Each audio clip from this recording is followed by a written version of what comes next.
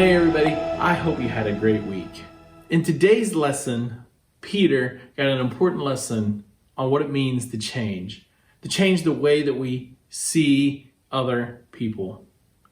You see, throughout the Old Testament, there was this sacrificial system that the Israelite people, the Jewish people, had to follow. They had to kill certain animals and had them cut up a certain way and burn on an altar a certain way. And they had sacrifices that dealt with all different aspects of their life.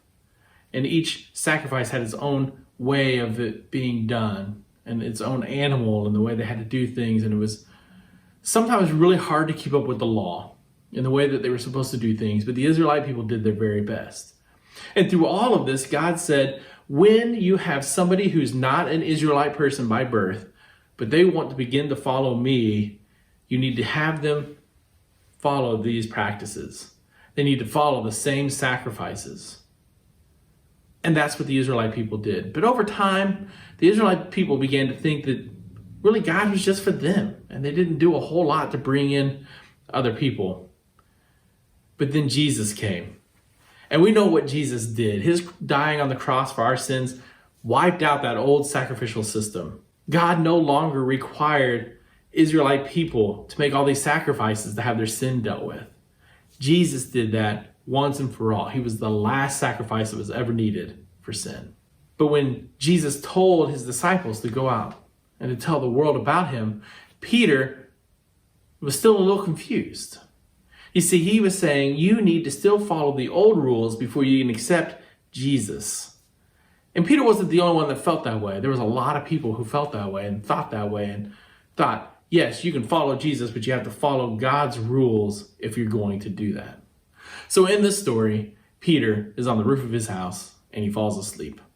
And in that story, God has Peter see a dream. And in that dream, a blanket comes down and is lowered down in front of Peter. And God says, take whatever you want and eat. But Peter says, no, all the rules that you've given me says that I can't eat the animals that are on this blanket. I cannot eat that food because you've said I cannot. And then God says, don't consider anything that I have created unclean or unworthy. Take whatever you want and eat. What God is saying is the old rules have changed. The old rules don't apply anymore. Jesus changed everything.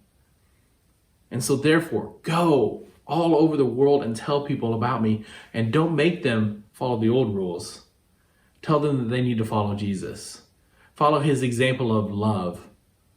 Do the things for others that Jesus did for them. Listen to his words and put them into action in your own life. And so that's what Peter began to preach and to teach. His mind and how he saw other people had changed. And maybe we need to do that in our own lives.